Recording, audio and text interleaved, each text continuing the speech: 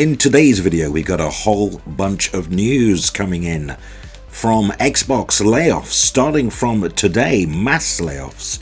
Nintendo's, record-breaking Nintendo Switch 2 sales. It's hit another milestone, very impressive. And Sony making it known, public, the PlayStation 6 AMD partnership said to have the most advanced graphics ever. All that and more on Foxy Games UK. If you like this sort of thing, like, subscribe, hit notification, and all that good stuff.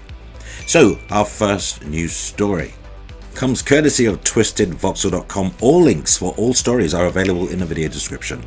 So yeah, the headline reads, Nintendo Switch 2 surpasses 5 million units sold in its first month, marking a historic launch. So yeah, Nintendo confirmed that its latest console, the Nintendo Switch 2, has reached a remarkable milestone, selling more than 15 million units globally during its debut month of June 2025. Now, according to regional breakdown data shared on the company's official website, the Americas led sales with approximately 1.8 million units, followed by Japan with 1.47 million units, and Europe with 1.18 million. And other regions collectively contributing around 0.55 million units. So this figure significantly surpasses the original Nintendo Switch's first month performance, which recorded around 2.74 million units sold at launch back in March 2017. Impressive stuff there. So Nintendo Switch 2's rapid adoption demonstrates not only the continued strength of Nintendo's hybrid console strategy, but also the robust demand for new hardware in the current gaming market. And yeah, Nintendo has since updated the website to remove the information, but a screenshot is still available online. So it looks like Nintendo didn't want this out just yet. So in the United States, Switch 2 achieved an extraordinary launch, setting a new record for being the fastest selling video game console in US history. With over 1.1 million units sold in its first week alone, industry analyst Matt Piscatella noted that this figure does not even include digital sales through Nintendo's own online store, which could further elevate the total. Initial projections indicated the final domestic figures for June could potentially reach 1.35 million units once all distribution channels are fully reported. However, it appears that the actual figures have surpassed the estimated according to the official data. Earlier reports had already highlighted the scale of Nintendo's achievement with the Switch 2, selling 3.5 million units worldwide within its first 4 days on the market, setting a new benchmark for hardware launches in the company's history. This momentum carried forward throughout the rest of the month, positioning the Nintendo Switch 2 as one of Nintendo's most successful hardware debuts to date, and not just for Nintendo, but all hardware in the history of hardware. Sticking with Twisted Voxel in our next news story, not so good. Again, Microsoft making the headlines. Xbox is going to suffer massive layoffs starting today. So the previously rumored mass layoffs at Xbox are expected to happen on Wednesday, July 2nd, which happens to be today, according to a new rumor. Bloomberg's Jason Schreier took to Blue Sky to follow up on his report from last week regarding mass layoffs at Xbox. Now, according to Schreier, while the company's fiscal year ends today, the aforementioned layoffs are expected to hit on Wednesday, July 2nd, 2025. Now, George Broussard, co-founder at 3D Realms/Apogee, talked to Twitter/X recently to share that based on his internal developer findings on the rumored 2025 Xbox layoffs, people at virtually every studio owned by Microsoft are anxious and extremely worried. As per what the Duke Nukem developer has heard, entire studios may face closure. Around 1,000 to 2,000 employees are expected to be affected by these rumored layoffs. He also mentioned that the Xbox division has around 10,000 employees within it, which would mean that the layoffs may affect as many as 20%. Broussard recalled hearing that the subscription service has leveled off and isn't growing at a large rate anymore, but he isn't aware whether it's a major reason behind the alleged Xbox layoffs. He pointed out that the large corporations will always indulge in layoffs simply because they are all about profit, quarters, and costs. Now, Schreier originally reported that according to people familiar with Xbox plans, managers within the company were expecting substantial job cuts across the entire group, something I've reported on just last week. Now, this will be the fourth major layoff at Xbox in the last 1.5 years. Or 1.5 years if you prefer it sliced that way. After 3 major downsizes last year and the closure of several studios, well, 2024 was already a rough year for the game industry, with many layoffs across the board. Now let's hope that it's not the case in 2025 and that all those who may be affected by potential layoffs at Xbox are able to land on their feet with new jobs without having to relocate. This is sad, sad news, isn't it? This is what comes with major acquisitions, all that money, like $70 billion US spent on Activision Blizzard King acquisitions, downsizing the hardware, farming out hardware development to other companies. Of course, they're trimming the fat because now they're not so invested in hardware. They have to recoup, obviously, the money that they've invested. Shareholders are screaming at Microsoft, I imagine, where is our money? Where is the benefit to this? Why did we spend all this money buying an entire publisher, not just one publisher but Bethesda as well?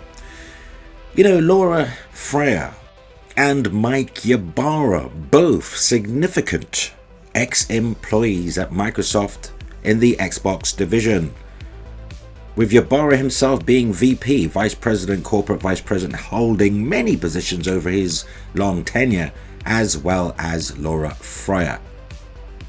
But they want to dismiss Laura Freyer because she stated an opinion they just can't handle. So what in effect they're saying on the internet, the vocal, loud, obnoxious ones, is that we should take the word of parrot journos and struggling media outlets aligned strongly with Microsoft and a bunch of Johnny-come-lately Johnny-nobodies on the internet over a professional who was integral to building Xbox. Right. These attempts to discredit and drag this woman through the mud just to convince you this individual is nothing more than a disgruntled ex-Microsoft employee with a grudge that she's apparently held for 15 years. She left the company back in 2010. All because she dared to critique Xbox. Yes, ladies and gentlemen, the Laura Freyer character assassination is in full effect. Well, after news of those massive layoffs, the Microsoft/Xbox apologists better get ready for a bunch of even more disgruntled Xbox Microsoft employees criticizing the company. Laura Freyer is absolutely right. Who's really gonna rush out and buy a ROG Xbox Ally when you could be playing PC and select PlayStation games on an existing PC handheld device now?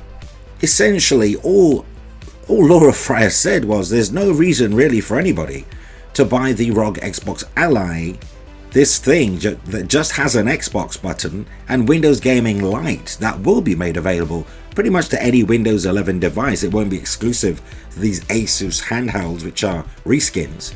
I mean, do Xbox gamers know they're overhyping a device which is really just 2 reskinned pre-existing Asus Windows 11 handhelds with Xbox design cues and a trimmed Windows OS that will definitely not play their digitally purchased Xbox console game library?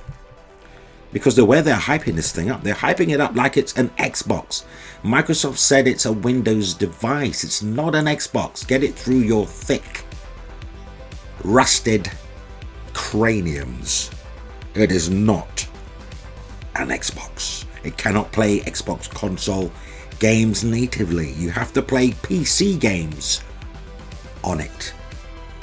How hard is this to understand? It is not rocket science.